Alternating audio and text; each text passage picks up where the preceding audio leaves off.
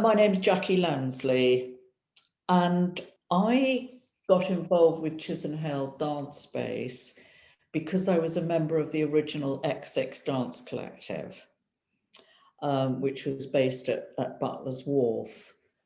I think in the 70s, space was a sort of crucial dilemma for dance artists who were wanting to work differently from the major companies, and early 70s, I mean, that's all there were really, were the dominant kind of established companies.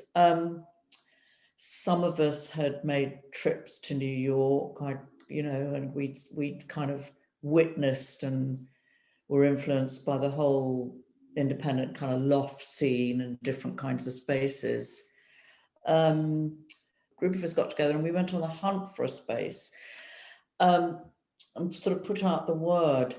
And actually, I was just remembering, I'm not sure I've shared this with you, that it was interesting that it was a very interdisciplinary kind of visual artist, Annabelle Nicholson, who knew of X6 Dance Space at Butler's Wharf. And she contacted me and said, there's this fantastic sort of tea warehouse, go and see it. And so the story is me and Jeff White walked up all the stairs and went and saw it and went, wow, this is it. So so that was it. I mean, we needed a space to start working in alternative ways. And we formed New Dance there. So what happened is we had a fantastic 5 years in which we launched New Dance magazine, and we created alternative performances. We created international networks. We invited some of, the most interesting artists to perform there, like Steve Paxton, Lisa Nelson, Pauline de Grout, lots of very interesting people. And we also developed our own projects there. And I want to say this again. I think one of the issues about X6, it's sort of got kind of within the context of what was going on generally. It got kind of labelled as rather sort of only political kind of environment. But I think it's really important to remember that actually we were creating new aesthetics. We were creating new work. We were artists, and of course we're in that hub and space of Butler's Wharf, where there was Derek Jarman, Bean, all sorts of other artists, Paul Burwell, all around us, and different loft spaces all around that. And we were all kind of interacting and feeding each other. So it's a fantastic environment. And the zeitgeist, of course, was very much the 70s, that kind of feeling, to put it kind of a bit generalized and crude, there was the amazing alternative 60s, but I was only a child. It wasn't my formative time. But I mean, the sort of hippie freeing up. But then somehow in the 70s, which I feel so happy to have been part of, really consolidated a lot of that. And it got really organized and political in very interesting ways. There was the feminist movement. There was the profound anti-racism, homophobic movements, it's really organized stuff. And very much an emphasis on collectives and cooperation. And so I should get on to Chisenhale, because what happened was, the narrative was that we all kind of got kicked out because there was this sort of thrust towards, major development. It was very 80s, very capitalist, very conservative. The whole trend kind of shifted. So all the artists kind of got moved out. And so we found Chisenhale. And I believe we moved into Chisenhale in 1981. So I was part of the original collective of X6, and there were 5 of us: myself, Maida Dupre, Mary Prestige, Emmeline Clade, Fergus Early. But there were always people working with us. There was an expanded New Dance collective who did that. There were always other people around. Yeah.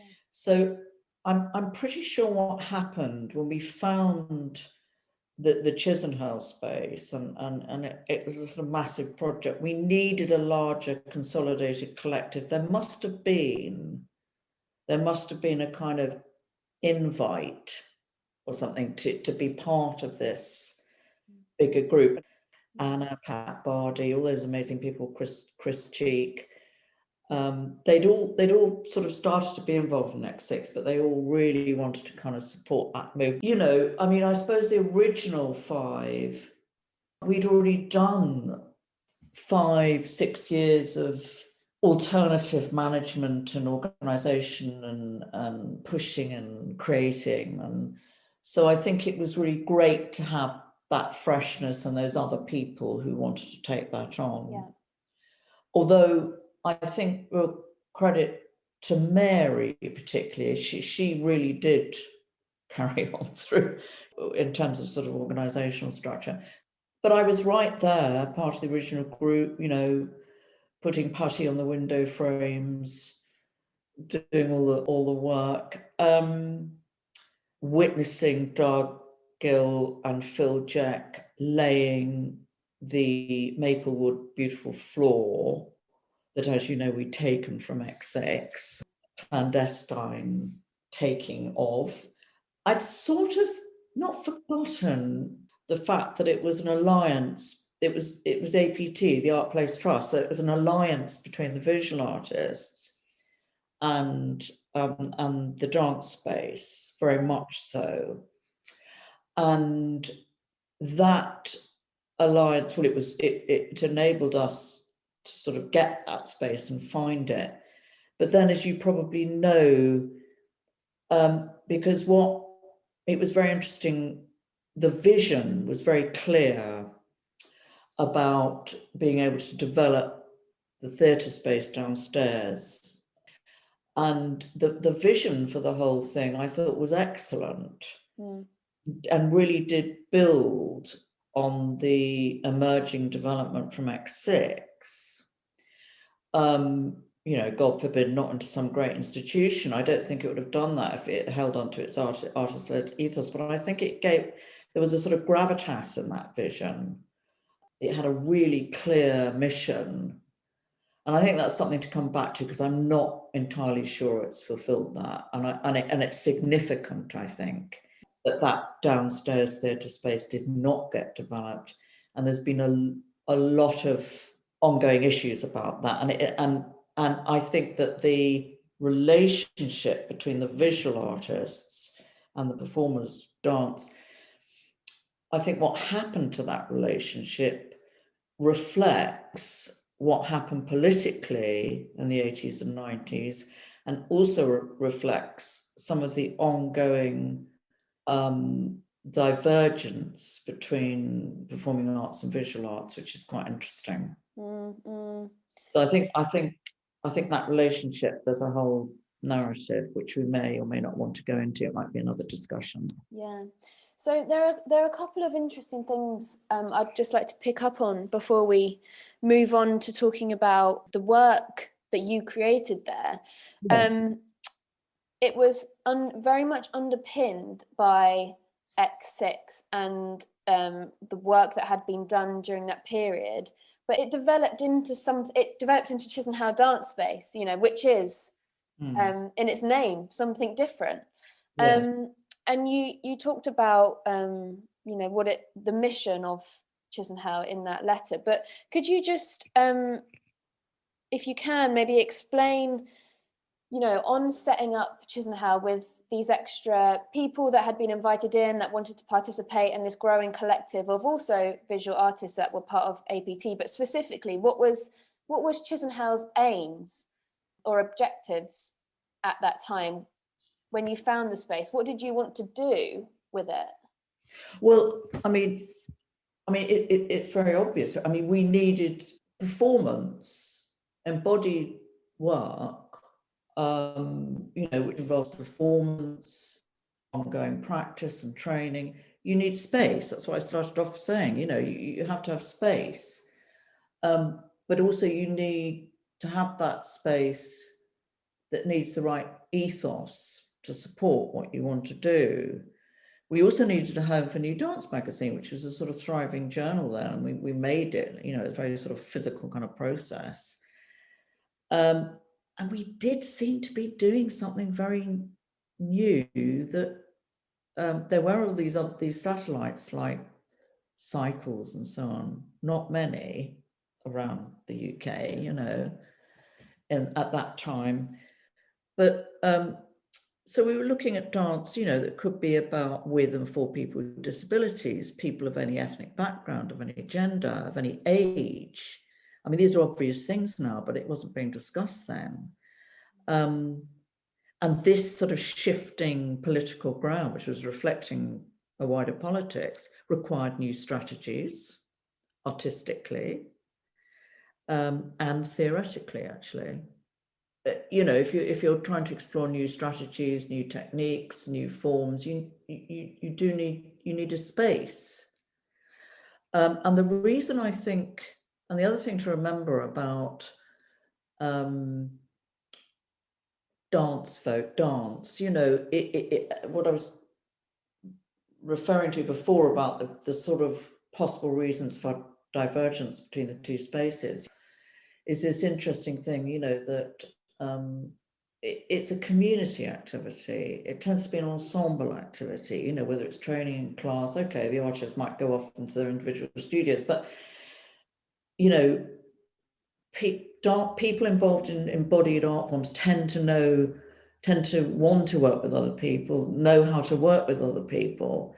Whereas visual artists, they work in their private spaces, not always, but there's that difference. So I think there was that kind of tension. I think too, I mentioned politics there, and I think, you know, at that time, the larger institutions weren't providing alternative studios, or they weren't offering their resources to alternative artists to work in, you know. But I think also the political backdrop. So in terms of my work, and the earlier work I'd done with Limited Dance Company, X6, you know, and feminism was gave us a model, and I think this has been somewhat underestimated, you know, and you know, there was that rather significant Spare Rib 1977 issue 64, which Anna Furs did with me. Do you remember Off Our Toes? Which was pretty amazing and a mainstream thing, then a kind of mainstream alternative, you know, to have a whole piece about dance. I thought that was very significant. But, you know, there was Emmeline's work, Rosemary Butcher, Mary Fulkerson, Liz Agis, the Chomleys, and many others. You know, we all saw ourselves as part of a broader women's movement. We looked at issues such as the colonized female body, the body as commodity, oppressive archetypes and narratives. In performances, we played with them using postmodern techniques of parody, deconstruction, cabaret, protest art, and interdisciplinarity. Central to the feminist art movement was the idea that women's experiences must and could be expressed through art, where they had previously been trivialized, i.e. the personal is political. And that image, you know, of the ballerina and bleeding fairies, which was on one of the New Dance covers, you know, that was a reference to menstruating women, linked to that discussion about, I remember the artist Mary Kelly's postpartum nappy piece, which she worked with soiled nappies, and which caused a critical riot. Work in which women's sexuality was being placed within art practice.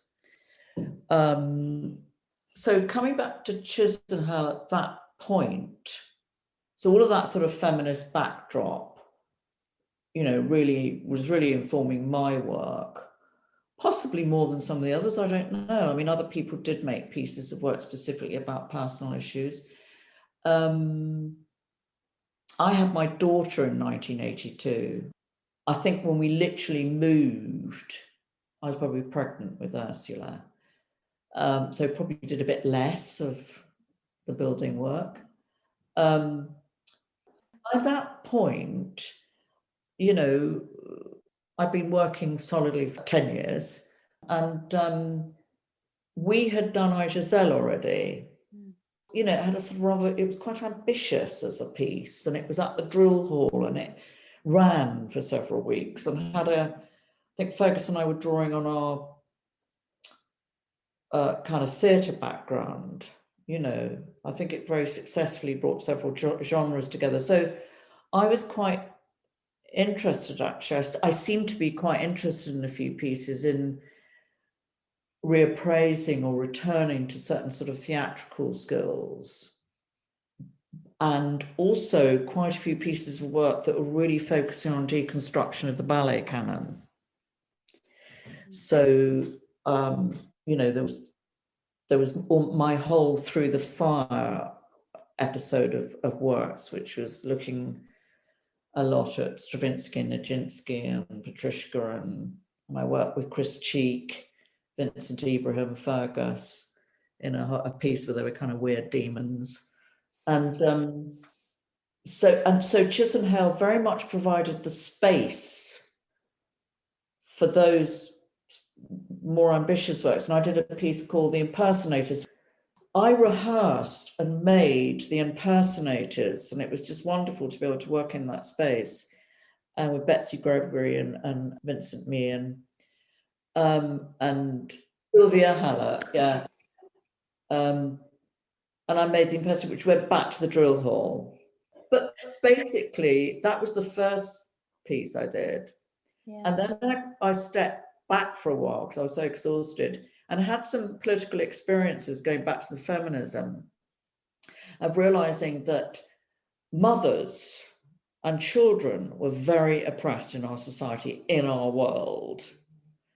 You know, being told off for leaving nappy places, being kicked out of film premieres that I was actually the star in. Sorry, I won't go into detail. You know, going to shows that I was part of and being told to leave because I had to take my kid. So there's a lot of politics around being a mother, which resulted in a child's play. So that piece was quite an angry piece in a way, but it was very cathartic to make it, and I thought really important. Ursula was about 4 then, and we used slides of her and things. So, and Phil Jack made this amazing score for that piece. So I worked with him on that. I think Giselle was quite a interesting piece in terms of its what it symbolizes in your shift in a way, because it's 1980, so it happened. It was being developed just as you were leaving X6, just before you came to Chisenhale.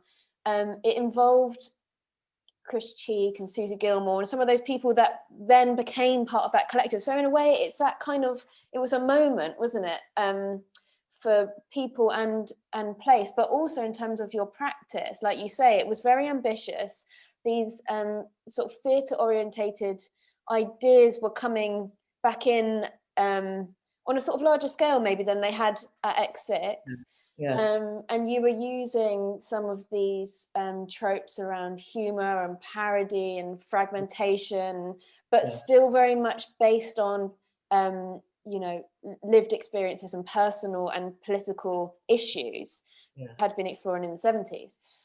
So I think Giselle was a really, really good point to sort of navigate those changes that were happening between the organizations, but also for you in your practice. And it's also interesting that you mentioned, you know, this huge issue about how mothers, women and children are valued and positioned in society.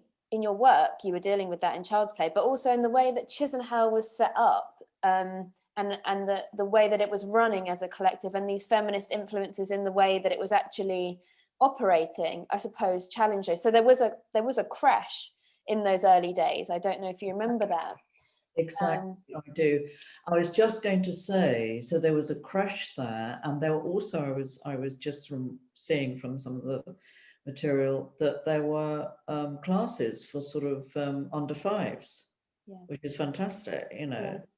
You see, we couldn't do that at X6 because we had no fire escape or anything. So there was that huge effort to get the fire escape and get the funding, which was in that original letter. That was major, to make it safe and possible to have children's activities. So I think that was a very big step for Chisenhale was creating activities for children, you know, and creches, and being aware of those needs. Yeah, definitely.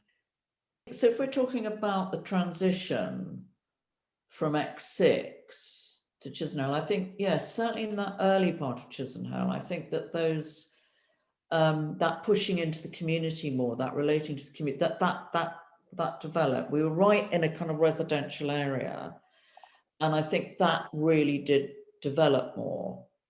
Yeah.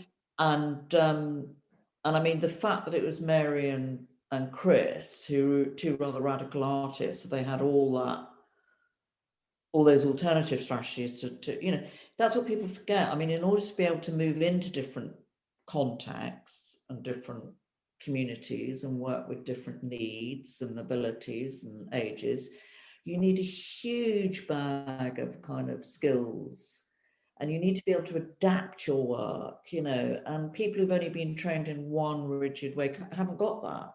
Yeah. You know?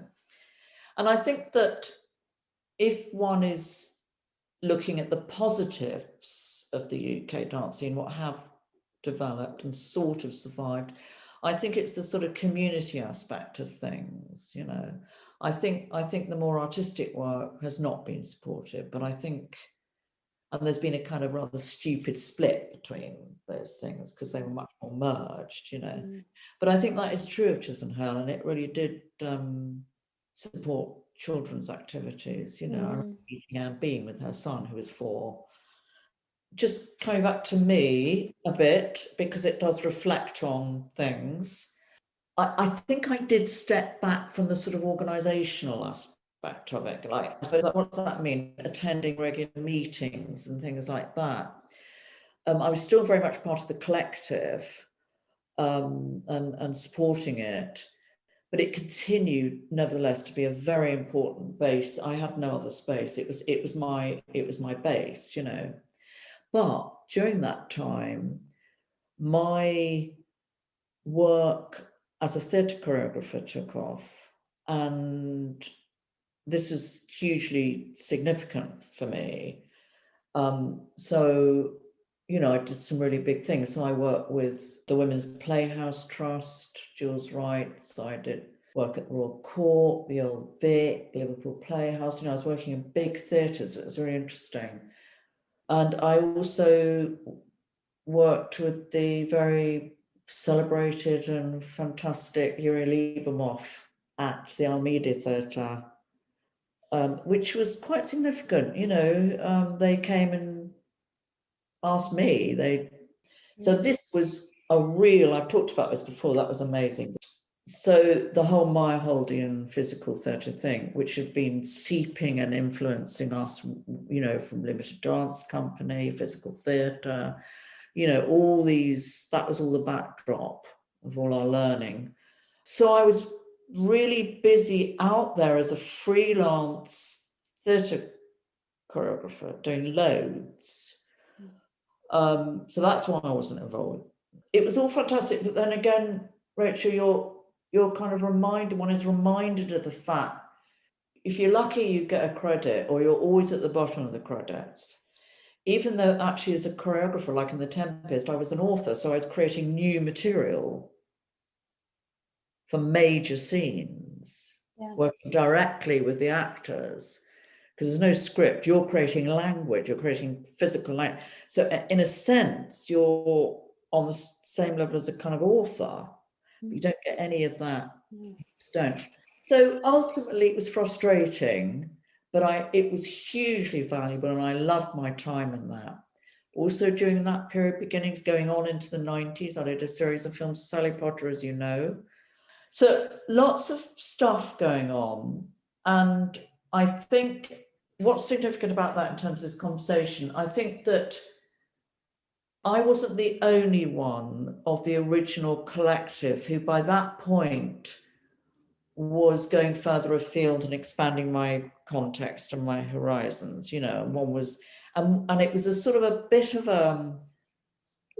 a positive flourishing in that, you know, our work and our artistic work was being noticed. You know, we were getting paid for the work. I even had an agent for a period. Extraordinary. All through that period, though, I have to say, all through all that work, which was all through the 80s going on into the 90s, Chisenhale remained my home. And this is very important and significant. So I was constantly going backwards. So I'd sometimes use Chisenhale to go in there and prep things, you know, work for freelance stuff, or I'd go and attend courses just to remind myself I was a kind of independent dancer and body mind centering work, or meeting Steve again, you know. So it was a vital lifeline. It was so important, and that I didn't just get kind of swallowed up by the industry. I think that's significant, certainly for me in my trajectory. Yeah, you know. Absolutely. And also you were teaching at Chisenhale. I noticed that during the time that you did your performance of Breath of Kings and A Child's Play, you were teaching physical language in theatre workshops and also improv, composition, dance and movement workshops at Chisenhale. So you were also coming back to Chisenhale to teach. Yes, now I'm reminding, you know, it's really good to remember just gosh, phew, just so thankful it was there, you know, it was a home, and it was and it was also a place where I could bring my daughter as well. I mean, of course, as you can imagine, those other places, it was like out of sight, out of mind. I thank goodness I had a supportive partner. Yeah. But yes, absolutely. No, it was really, really important, and the teaching was really important. Which, of course, by the time I opened up Dance Research Studio, I mean, that's why, you know, I'm in the process of starting to write about that. The Speaking Dancer, my course was, which is a sort of training method and a metaphor and a politics. You know, I think. So I think I've never stopped teaching. No, that seems to be part of the practice, because it's like teaching is research, you know. And but thank goodness I had a place where I could do it and come back to. I mean, it was great.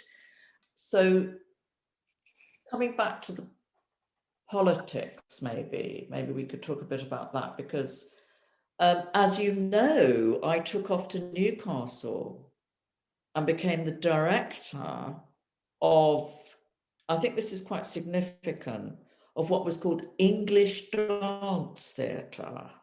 I changed it to English New Dance Theatre. I think it's very relevant to what was happening. By this point, Rachel, a series of sort of mid-scale dance companies had emerged, probably inspired by things like Cycles, that didn't get the money to go on particularly, you know.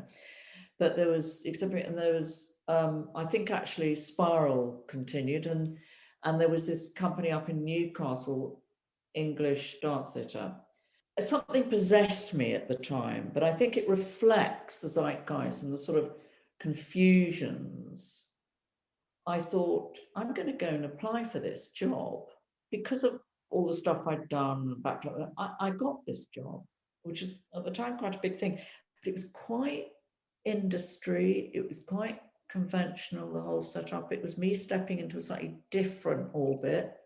But I think what was going on in the background there, of course, is you've got the shifts. So you've got Dance Umbrella. I think everyone was competing for the money. You've got the whole Arts Council ambitions about let's set up dance agencies. That's the thing. So they were no longer really interested in the real radical alternative. They weren't going to support it. They had their thing that they wanted to do. You know, I didn't stay very long because it was impossible. I made one piece. I introduced Tim Rubridge to the North. I did some fantastic courses. I got Mary Fulkerson there. I mean, all sorts of things happened. But actually, if you go there, and I talk to Tim Rubridge now, all those things are, you know, I did contribute, but it was impossible. And I had to come back, came back to Chisenhale. Chisenhale's still there, you know. But I think it's significant in that the whole dance agency thing took off. English Dance Theatre, not only did I leave, it disappeared. And I did make, I think, during quite around there, or just before that, I made that piece, Breath of Kings, at Chisenhale. And of course, there were satellite relationships like Dartington Dance Festival, which was hugely significant to Chisenhale, as you know, those festivals. So bunches of us would go off to Mary's dance festivals. And I did my Breath of Kings piece there, which I spoke Shakespeare and everything. And that was a complete piece. That piece was totally, its aboutness was completely to do with my experience in theatre. A very funny, successful piece. Kind of then things moved on. I started to make my own work, and then it was into the wonderful dance research studio. And something happened for me in my work there that I felt I really consolidated my work as a choreographer. Mm. It's forever been a huge struggle to get money for this work, but then even more so when Thatcher came in. And of course, public funding was being squeezed all round. So, you know, when we moved to Chisenhale, it was a fragile time for the arts already. You know, Thatcherism was pushing the idea, exactly what you've just said, that the arts had to look after themselves, become commercialized, and do it without subsidy. So you could argue that although, you know, I was still learning and developing, and it was all important stuff, and I was deconstructing and challenging, nevertheless, I was selling my wares. I mean, I was working in more commercial contexts, you know. And if you look at, you know, the rest of us, we were in different ways, or we were getting lectureships, or just trying to survive, you know. So many arts organisations that had emerged during the 70s had not had the time to lay deep enough foundations to survive this. It's true, actually. I mean, I think that, you know, if exits had longer, I think we could have got more solid in what we were. The fact that Chisenhale has survived is remarkable and suggests that its roots were strong, the roots from X6. This struggle to survive has tended to push the dance sector towards conformity, which is what you said, and at times it has seemed that the diversity, parody, and playfulness of postmodernism has become a tool for a conservative culture that is more interested in product and style than process and substance. Well, I think that's true. So I think what I'm referring to there is the way that a sort of conservative capitalist kind of culture kind of appropriated sort of a postmodern trendiness and this, that. And I think that's all fed into social media. And, you know, I think deconstruction's fine, but it's deconstruction in what context? And it's got to have a politics. What are you deconstructing? But if you're just playing with the strategies endlessly, you're losing substance. Yeah. So I think we've been used. I think the work was used and appropriated. Our dance was interdisciplinary, and our collaborators were artists from visual art, performance art, live art, theatre, film, and radical music. It was a hub for artistic research. And that's also what happened in terms of survival, wasn't it? In the kind of 80s and 90s, people retreated back to their own corners. So the art forms all got separated again. Interesting. I think, again, that was already going on between APT and the space, you know. They'd lost that real desire to be collective. I wanted to ask, because it hadn't come up, if you remember a performance you did with Mary Forkerson at Chisenhale. It's called Night Falls, 1984, and the music was by James Forkerson. Of course. Yeah. But we first performed that at a Dartington festival. Right, so again, that relationship to Dartington and Mary. Mary and I made it in Dartington. Well, Mary Forkerson was an amazing teacher. I mean, her classes at Dartington, her release technique work, that we all went to several summers. So all us incredibly experienced dancers and everything, and we all learned so much from Mary. And we were fast learners because we were experienced, you know. But I mean, she was the most incredible teacher. She, like everybody, she really, you know, wanted her artistic work to fly and get out there and be visible. I mean, she was a passionate artist, but she was doing this mega full-time job at Dartington, and she gave so much to other people. But we managed to make this little space and make a piece together. She was a very imaginative person, like totally in her imagination. It appeared that she wasn't interested in structure and form at all.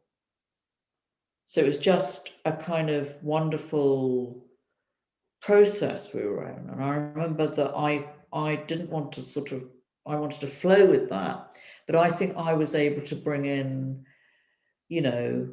a bit of sort of deconstruction, structure. I think we worked well together because I was able to sort of just give it a bit of kind of form and meaning in terms of the politics, because it's a very feminist piece, but it was, but now I think about it, I think, wow, it was really ahead of its time. Wow. It was a real interesting kind of postmodern piece, Yeah, no, it was wonderful to work with her. And the amazing song that we both sang. So she was completely interdisciplinary. Amazing. It was very theatrical, and we wore long velvet Victorian male jackets. So it was very gender fluid. It was very unclear whether we girls or boys in the piece. It was a very interesting piece. To my question, how would you describe what Chisenhale was at that time? In short, how would you describe it? Well, I mean, the first thing that's coming to mind, the gift of a space that provided the opportunity where I could perform with Mary Fulkerson. That's fantastic. Describe it at the time, I think, well, it was a very positive moment. It was exciting. We were confident. It was still carrying the energy and the confidence and positivity from the 70s at that point. It was holding it. And I think that's reflected in that statement. And one of the things that I noticed about that statement at the end of it, I thought all the potential and optimism and the vision was there. And I'd forgotten really how important that vision of that theatre space was. And I really regret that it didn't happen. But at the end, in the mission statement, it goes off dance space narrative into talking about the world and humanity. There's some words about, working on oppression, looking at human beings, patterns. And it talks about giving something to humanity. And that's what struck me. And that's what, for me, it was about. And I think if you fast forward to now, where we've got this dreadful, threatening war, we've got real threatening climate change issues, we've got chaos in so many areas of life, that's precisely what we need to be doing. Yeah. Big vision, not just what we're doing in our individual spaces, but we all need to be having the ambition to be thinking about what is humanity, how can we change, what can we give back, what can we do? And do you remember at the time, Rachel, when X6 used to talk about that in New Dance, and I think probably then, there was a bit of a snigger that we were sort of, I don't know what, but it didn't sound professional, didn't sound this, didn't sound... But you know what? We were absolutely right. Yeah. And that is what we need to be coming back to. Yeah. So that's what I think about Chisenhale. And that Chisenhale brought all the potential from X6. It was a moment, And so it's in the DNA of Chisenhale. I suppose theoretically it could still be that. Or maybe it's that actually... I did go off and form Dance Research Studio, Green Candle flourished. People did, there are people, Mary created a lovely thing in Liverpool that's continued. It's still going on. Yeah.